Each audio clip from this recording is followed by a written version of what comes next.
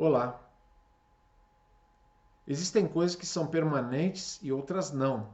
Existem coisas que não mudam e tem coisas que mudam.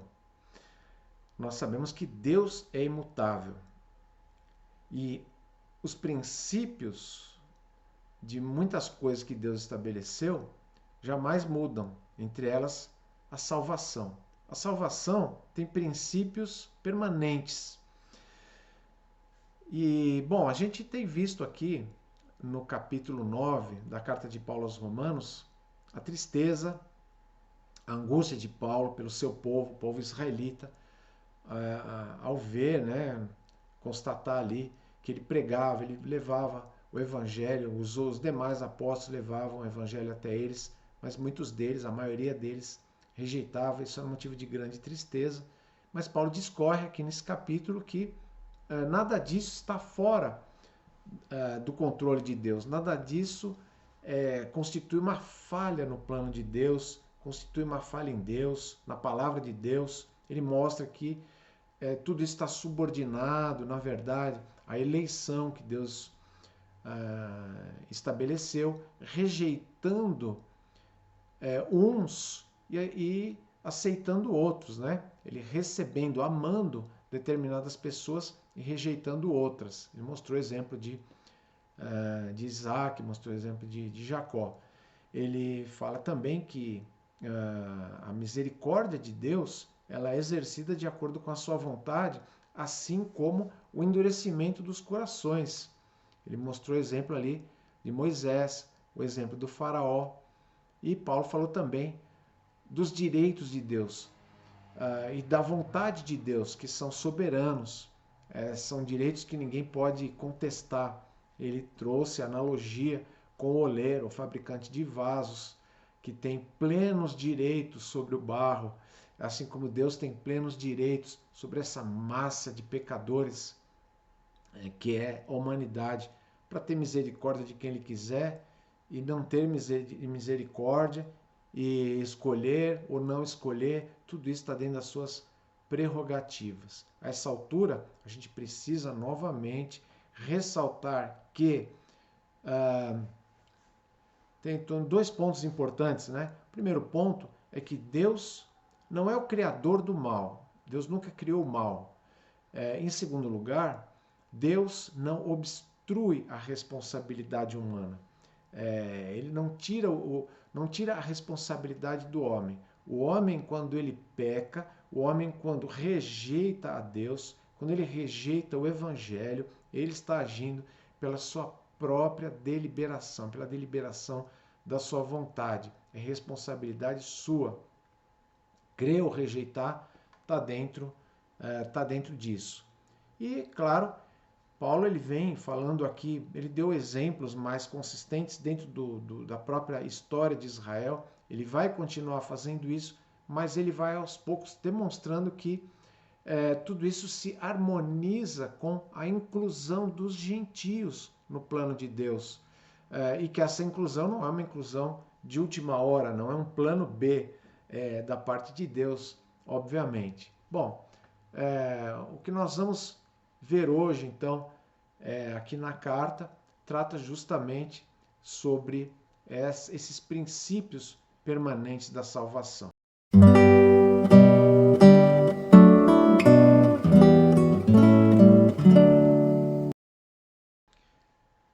Então, aqui no versículo 25, nós vamos até o final do capítulo hoje, ou seja, o versículo 33 do capítulo 9.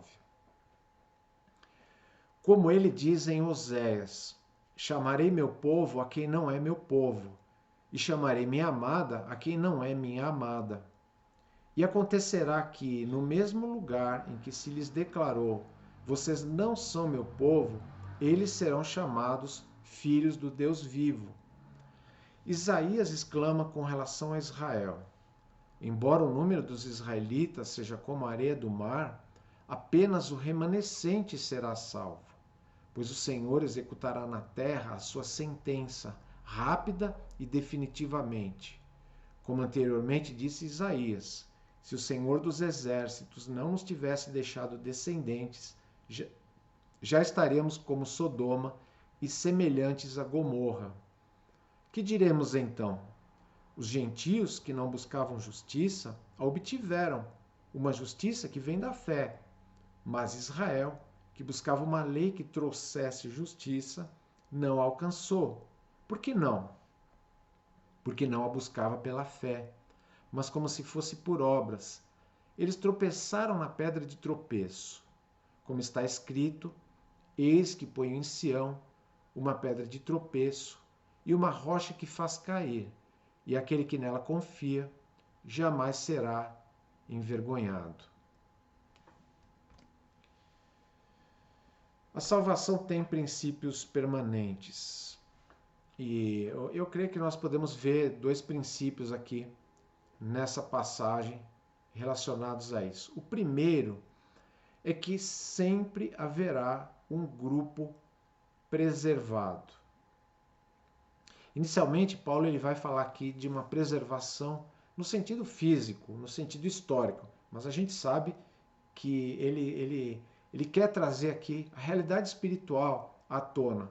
Por quê? Porque esses fatos históricos eles têm a ver com realidades espirituais, embora eles estejam acontecendo no plano ali do dia a dia das pessoas. Então ele traz a questão histórica de Israel, mostrando que existe a preservação de um povo por conta de um plano, por conta de promessas, de alianças que Deus estabeleceu. É importante a gente lembrar que existem promessas incondicionais, as quais dependem apenas e tão somente de Deus, e existem promessas condicionais, que dependem da fidelidade do povo, dependem da obediência do povo. São características, são estipulações que estão condicionadas ali, e é justamente nesse âmbito que a gente vai ver alguns textos que Paulo traz aqui para dar embasamento aí aquilo que ele traz como argumentação. Então, ele traz, por exemplo, a ideia de que a reprovação não exclui necessariamente a restauração. Vamos entender isso. Ele traz aqui o profeta Oséias. O profeta Oséias viveu ali no Reino do Norte, quando Israel e Judá eram dois reinos separados. Ele viveu ali numa época em que os assírios viriam, né, não apenas para invadir, para causar grande assolação ao Reino do Norte, mas também levaram aquelas 10 tribos para o cativeiro. E o profeta serviu ali como um apontador, né? Como sempre os profetas fizeram, né? Apontar ali o que realmente estava acontecendo, trazendo inclusive denúncias. No caso de Oséias, ele é uma espécie de ilustração viva da situação que Israel está vivendo no seu relacionamento com Deus, porque ele passou por isso no seu próprio casamento, ou seja, teve que enfrentar a infidelidade da sua esposa, assim como Deus teve que aturar a infidelidade dos israelitas. E assim como foi ordenado para ele, então, que aquela infidelidade gerou, no caso de Oséias, a quebra do casamento, né? A quebra da aliança do casamento, havia também a quebra da aliança ali no seu sentido condicional. Portanto, haveria uma espécie de separação ali, né, entre Deus e o povo, em função dessa quebra de aliança. E houve então essa reprovação, houve consequências, e os assírios são exatamente essa consequência, vindo, destruindo, levando para o cativeiro. Mas veja, ao mesmo tempo que existe essa reprovação, existe a restauração. Não é porque está reprovando que necessariamente a reprovação é contínua, porque existem outras coisas em jogo. Existe o amor leal de Deus, a sua fidelidade. Ele mantém aquilo que ele precisa manter, aquilo que ele deve manter. Então veja que interessante. O versículo 25, trazendo novamente, chamarei meu povo, né, ele diz em Oséias, chamarei meu povo a quem não é meu povo, e chamarei minha amada a quem não é minha amada. Chamarei meu povo a quem não é meu povo, e chamarei minha amada a quem não é minha amada. Acontecerá que no mesmo lugar em que se lhes declarou, vocês não são meu povo, eles serão chamados filhos do Deus vivo. Veja que aqui existe a restauração. Houve a restauração no caso de Osés, ele viveu isso na própria pele, e houve a restauração ali, em que Deus concede, então, que o povo ainda pudesse retornar. Mas não todos. Veja o que acontece. Para isso Paulo traz aqui um complemento, um outro profeta. Ele traz o profeta Isaías. Veja, que não é só o princípio de que a reprovação não exclui necessariamente a restauração. Houve sim uma restauração, haveria um retorno, mas era para todos? Não. Mas qual é o princípio aqui? O princípio é que ninguém merece ser preservado, mas alguns são. Veja, primeiro ele traz o profeta Isaías.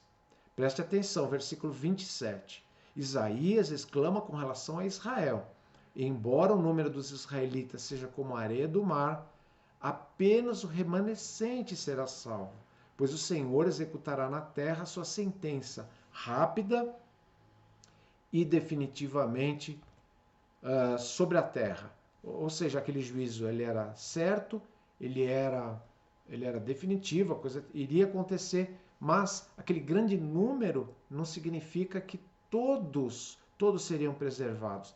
Em nenhum lugar Deus ele diz que ele vai salvar todos, que todos vão ser preservados, que todos vão poder retornar ali.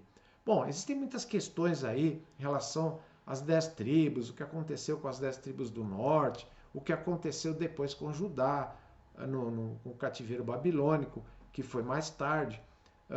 Não vamos entrar nisso agora para a gente não se perder e para a gente não perder o foco de Paulo.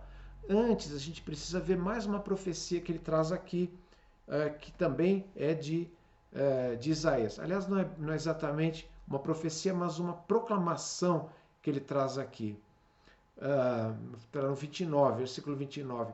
Como anteriormente disse Isaías, se o Senhor dos Exércitos não nos tivesse deixado descendentes, está falando aqui da questão física, já estaríamos como Sodoma e semelhantes a Gomorra. Sodoma e Gomorra, a gente sabe, são aqueles emblemas, né? Símbolos do juízo de Deus sobre o pecado. Claro, ali eram os extremos, né? Da imoralidade, os extremos da depravação, da degradação humana, e o modo como Deus reprova isso, e ele pode fazê-lo a qualquer momento com o mundo todo, se ele quiser, né? Ele pode executar o seu juízo a qualquer momento.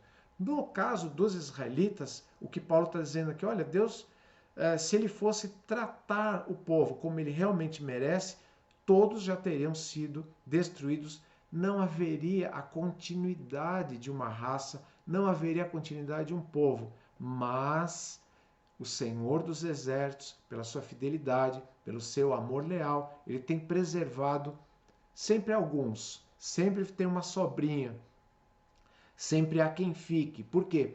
Porque existem planos futuros, porque existem questões que estão transcorrendo aqui e que Deus tem o controle delas, Deus sabe perfeitamente aquilo que ele está fazendo, sempre haverá um grupo preservado. Mas o que nós precisamos entender, voltando aqui, é que essa questão histórica, essa questão do passado de Israel, tem uma ligação com aquilo que Paulo está falando no presente. Ali no primeiro século, havia uma rejeição ao Evangelho, havia uma incredulidade. E o que Paulo está trazendo aqui? Que essa incredulidade tem a ver com os mesmos princípios. Existem princípios espirituais que estão em jogo aqui, que eles não mudaram. Deus, ele preserva um grupo. Ele preserva um grupo que geralmente é minoritário. E essa é uma questão importante. Há também uma questão futura, que a gente ainda vai ver aqui nos capítulos 10 e 11, quando a restauração de Israel será uma restauração plena, uma restauração nacional, uma restauração que envolve a questão física, envolve a questão territorial, envolve a questão espiritual também. Mas a gente ainda vai ver isso. O que a gente precisa focar agora é no que Paulo está procurando demonstrar aqui, está demonstrando, né? Nós é que temos que procurar entender o que ele está dizendo. Ele está mostrando aqui que Deus ele tem o seu princípio, o princípio de um grupo que é preservado. Israel é um símbolo disso. Ele preserva alguns. E a preservação que importa, a gente tem que saber, ela é individual, são indivíduos. Deus ele trata com indivíduos. É claro que existe uma aliança nacional, existe uma aliança com o povo e Deus não vai deixar de cumprir a sua parte. Note bem, mas quando a gente fala de questões espirituais, a gente está falando aqui de uma questão pessoal, indivíduo a indivíduo. Mas para completar tudo isso, nós precisamos do segundo princípio. O segundo princípio vai ajudar a entender se de um lado sempre haverá um grupo preservado, de outro lado a fé sempre será o critério para a justificação. Isso vem sendo reafirmado aqui na carta constantemente. É o tema central da carta. A fé em Jesus Cristo como o critério para a justificação. E veja que Paulo aqui, ele traz dois erros importantes aqui, que o seu povo ali cometia, pelo menos na sua grande maioria, na sua representatividade, em termos de liderança religiosa. Paulo, como esse pregador, que não apenas pregou pouco tempo ali dentro de Israel, mas principalmente fora de Israel, e sempre a gente tem que lembrar que ele sempre foi primeiro às sinagogas, sempre pregando primeiro para o seu povo ali. O fato é que ele sabe do que está falando aqui. A fé sempre será um critério e tem dois erros que ele aponta aqui. Primeiro, como já foi mostrado aqui várias vezes, é confiar na sua própria justiça. Veja o versículo 30. O que diremos então? Para onde isso tudo está nos levando? Os gentios que não buscavam justiça a obtiveram, uma justiça que vem da fé. Os gentios, ou seja, os não-judeus, eles não conheciam esses padrões, eles não conheciam as promessas, eles não tinham a história dos patriarcas, eles não tinham a noção de como a lei de Deus foi dada ali por meio de Moisés, não tinham nada disso para se basear. No entanto, eles obtiveram a justiça que vem pela fé, única e exclusivamente. Agora veja, versículo 31, mas Israel, que buscava uma lei que trouxesse justiça, não alcançou. Por que não? Porque não a buscava pela fé, mas como se fosse por obras.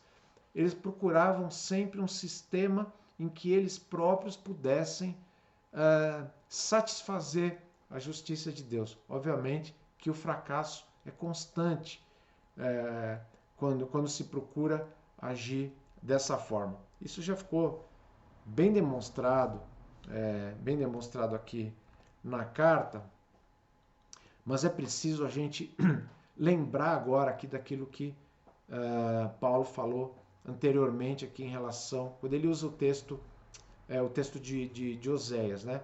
Eu chamarei de meu povo aquele que não era meu povo. Claro, ali ele está se referindo,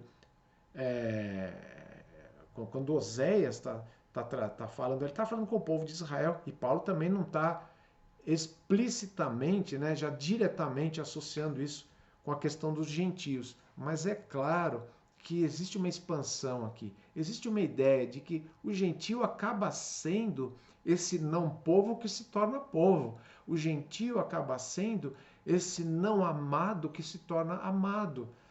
Como uma coletividade, vamos chamar assim. Aquelas pessoas que estavam fora de uma coletividade que era abençoada, eles passam agora a desfrutar disso.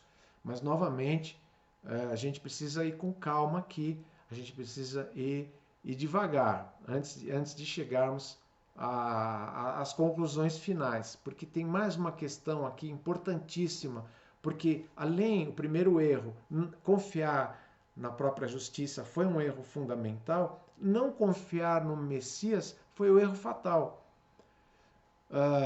E para isso Paulo traz a ideia que está no texto que inclusive é um texto de Isaías também, né? Ele fala da pedra de tropeço. E ele cita aqui como está escrito: Eis que ponho em Sião uma pedra de tropeço e uma rocha que faz cair.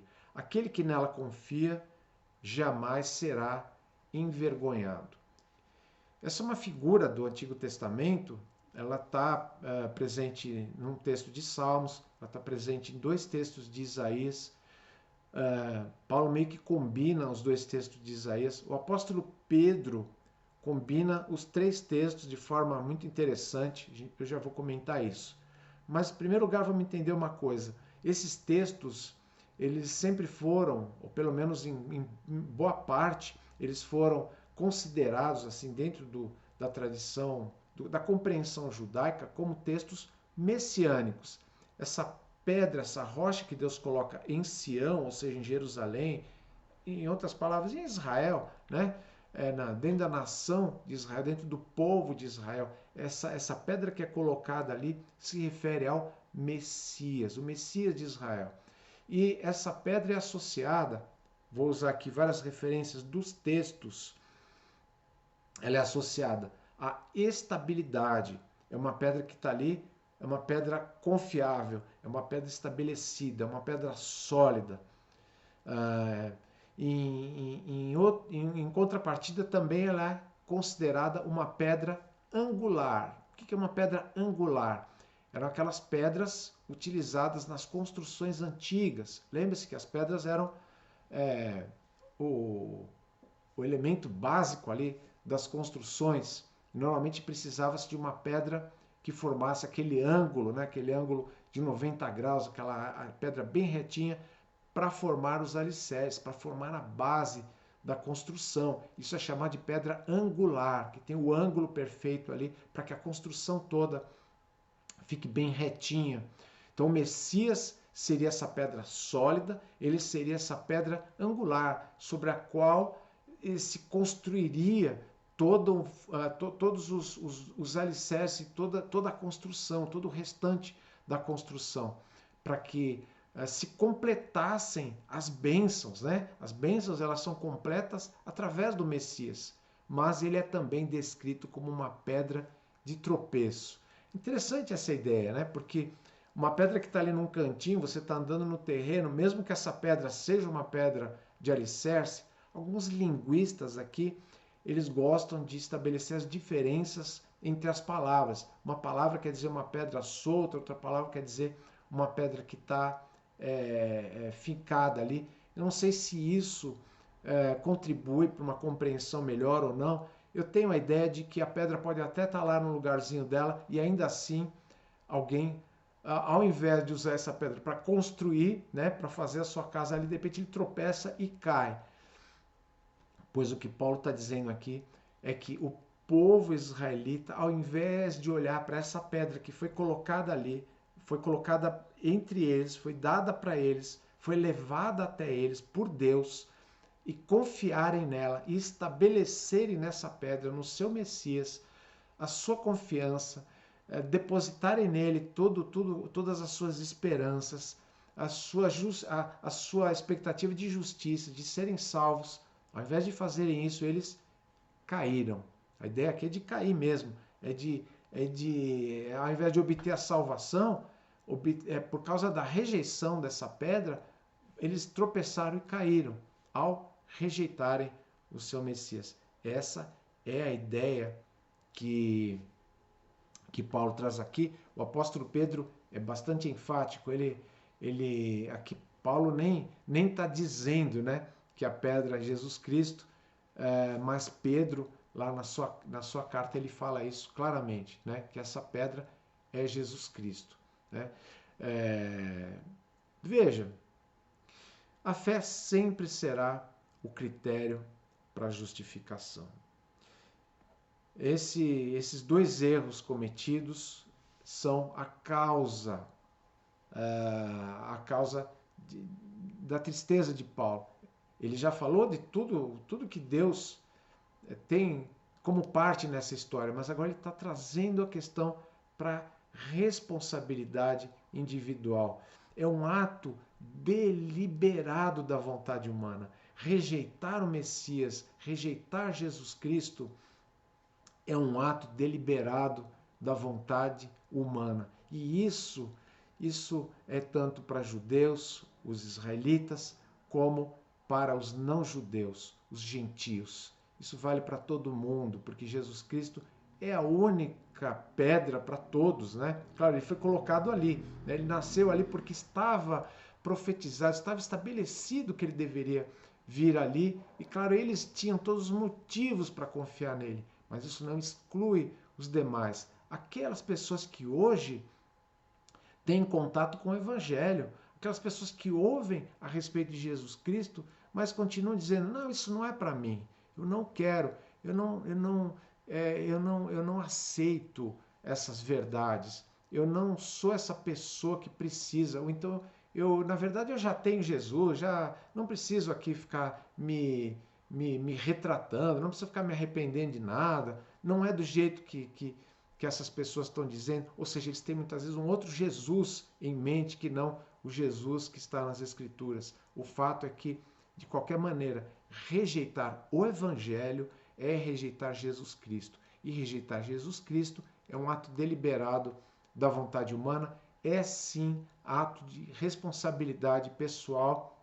É o homem agindo de acordo com o seu próprio coração. Por outro lado, a fé em Jesus Cristo, essa sim, ela é um ato deliberado, só que é um ato deliberado da vontade de Deus, em que ele exerce a sua misericórdia de modo soberano, de modo autônomo. Ele realmente ele é livre para fazer isso. E ele exerce a sua misericórdia, fazendo com que a pessoa realmente se arrependa e creia em Jesus Cristo. Isso também é um ato deliberado, só que é um ato de Deus. Então você percebe que, se de um lado, para não ser salvo, né, continuar na situação de antagonismo em relação a Deus e, portanto, de condenação, basta seguir o próprio coração. Mas para ser salvo é preciso sim que o coração seja atingido aí pela misericórdia de Deus, como a gente já tem visto aqui. Algumas questões se colocam aqui que são necessárias na vida de cada um. É necessário que, se você ainda está procurando seguir aí a maioria, né? Seguir aí as opiniões dos filósofos, seguir as opiniões da moda, às vezes até de grupos religiosos, não importa. Seguir a maioria é algo que a gente precisa muitas vezes se libertar, quando isso significa a reprovação de Deus.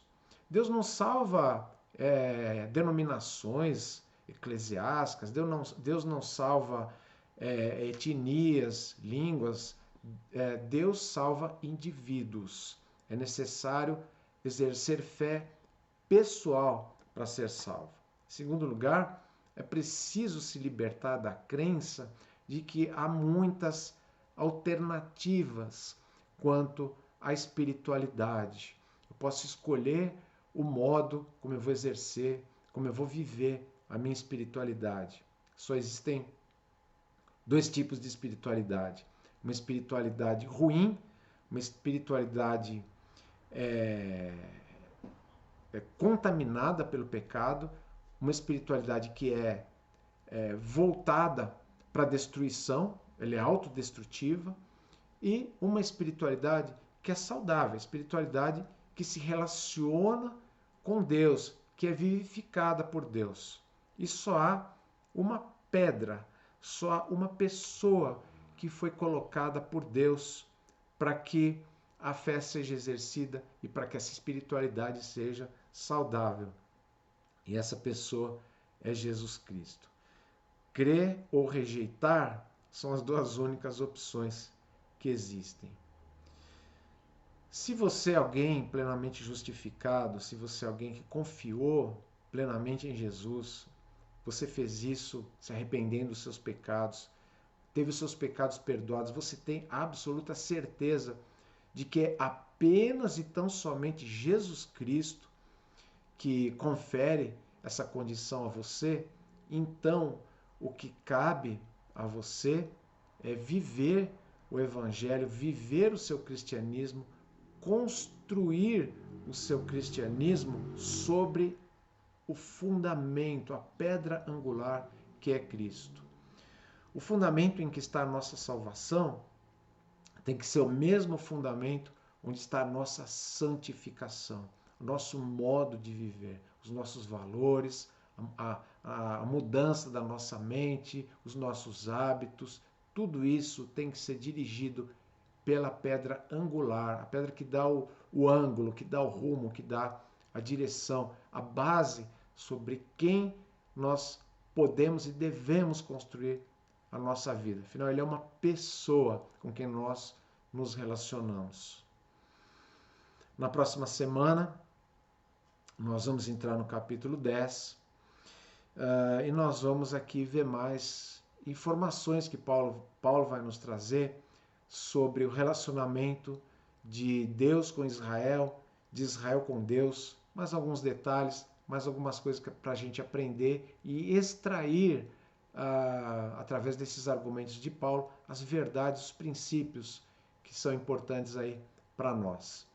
Então, que o tema de hoje, né, os princípios que nós vimos hoje, sejam bem compreendidos, apesar que eles trazem aí uma certa coletânea, Antigo Testamento, história, está de forma muito condensada aqui, a gente tem que admitir, mas que haja uma compreensão razoável, mas principalmente um bom aproveitamento, traga encorajamento e desafios também para aquilo que é necessário aí na vida de cada um.